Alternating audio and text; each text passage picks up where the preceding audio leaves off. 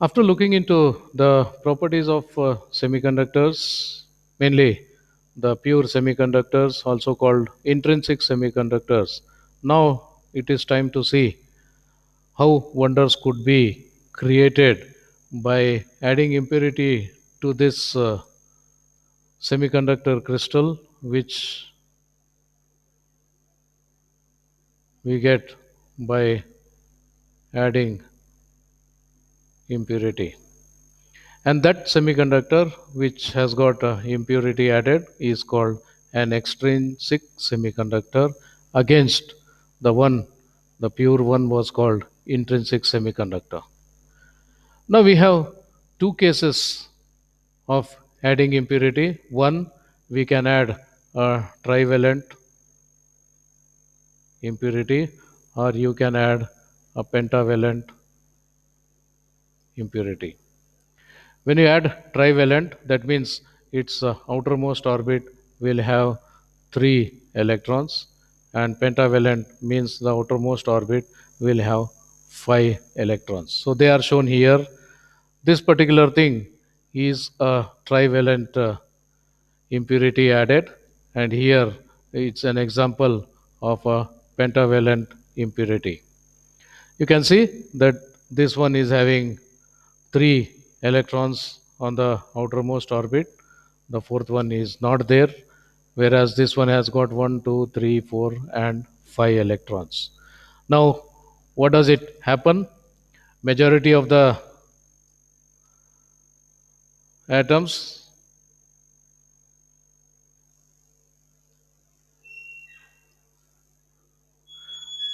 majority of the atoms, say 99.9%, are semiconductors.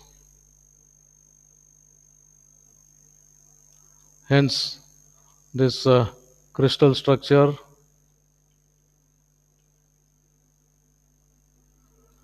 is maintained. As we discussed, the same crystal structure is maintained. The only thing is, here and there, these impure atoms get added. In this case, here one trivalent gets added, and in this case, one pentavalent gets added.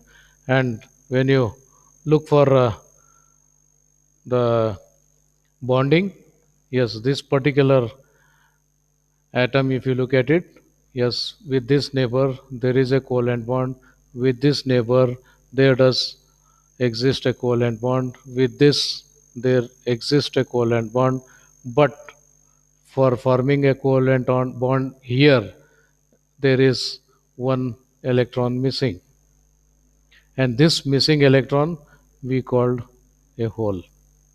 So as suppose there are supposed to be two electrons here, but this is having only one electron, and hence this covalent bond is not complete.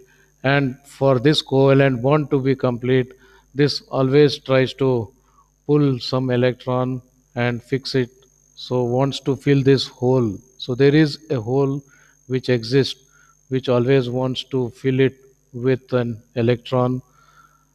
So uh, absence of electron, so we can take it as a positive carrier. Now coming to this side, this electron gets attached to this atom, this electron gets attached to this atom, this electron already we had, so this electron will attach to this neighboring atom, but this fifth electron will not get any neighbor to uh, make a covalent bond, because the crystalline structure will be of this format only. It cannot have five neighbors, it should have only four neighbors, because 99.9% are semiconductors. Therefore, the crystal structure decided by this 99.9% of the atoms, and hence this is the structure. So this trivalent creates a blank, whereas the pentavalent makes one electron extra. Okay, now what does these two mean? First thing, if you want to make this electron free, then this bond has to be broken, meaning that this electron should be pulled out from the influence of two atoms. To pull out this electron, both atoms oppose, and hence you need more energy to pull out.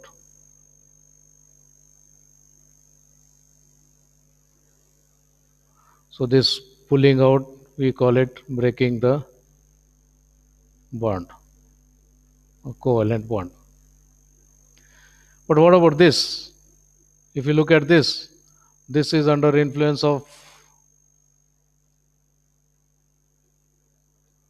only one atom, hence easy to pull out.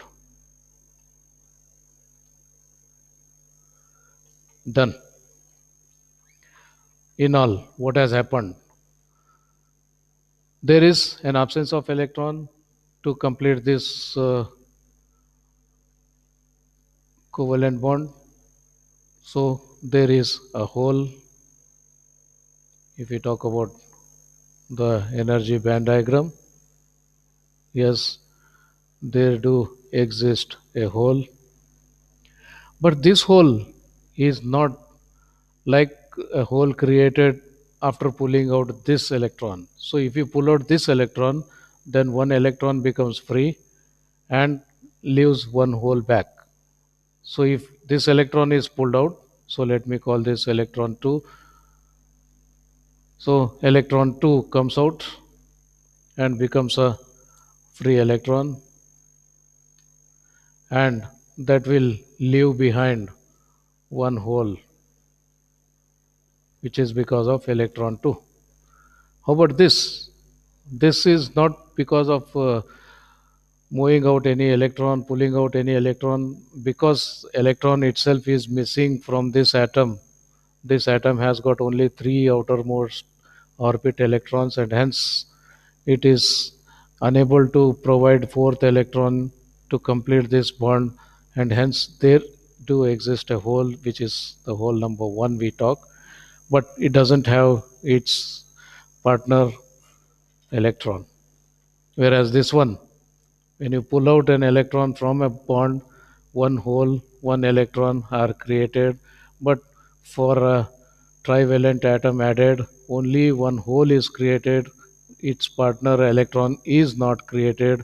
And when you look at this one, that is the third case, where this electron, so it is under influence of single atom, a small amount is, so a small amount of energy is sufficient to pull out this electron, because you don't have to oppose two atoms as compared with pulling out this electron. If you want to pull out this electron, this atom both oppose together, and hence you need more energy to pull out. Whereas to pull out this electron, only one atom is opposing, and hence it is easier to pull out this atom. So with the small energy, this electron can become a free electron. That's a electron number 3 becomes free electron, and because it is not breaking any covalent bond, it is not going to leave behind any hole. So this does not have any hole left behind in the valence band, because it is not part of any covalent bond, and hence this, the electron number 3, when it is pulled out, only one free electron is created, and when a trivalent atom is added, only one hole is created. Whereas when you pull out one electron from a covalent bond, then one electron and one hole, that is an electron hole pair, is generated. So pulling out from the bond, pair is generated. uh, Pulling out one electron, which is the fifth atom, a fifth electron of the pentavalent atom, is going to create only one free electron, not leaving any hole behind, or adding just one trivalent atom will create one hole, but this hole is not because of pulling out of any electron. This hole is because one electron is less in this outermost orbit of this atom, and hence only a hole is created.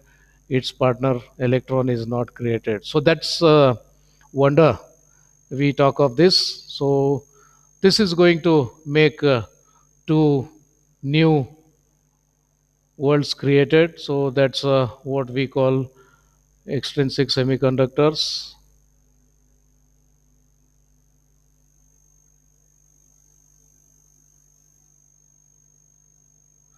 So here as an example we have added both. So if you add only trivalent impurity, if you add only trivalent impurity, then only holes are created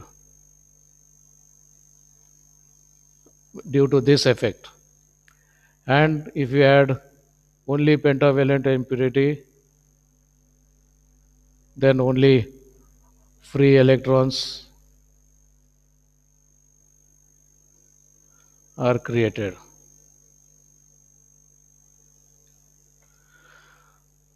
So if you talk about a semiconductor who is added with a trivalent, only holes are there. That means positive carriers are in majority. So that type of material we call P type of material. When you talk about adding a pentavalent, then more free electrons are generated because of this. For each pentavalent atom, one electron can be contributed to become free, and you will have more negative charge carriers in majority, and this type of material is called N type of material. So we have two types of material. This creates a N type material, and this creates a P type material. If this type of atom is used, P type is created. If this type is used, N type is created. Yes, of course, because of the room temperature or the energy available in the thermal form because of room temperature, some of these electrons also may get pulled out from the atoms, but only they come out in pairs. This there is imbalance. No electrons are created along with the holes if trivalent is added.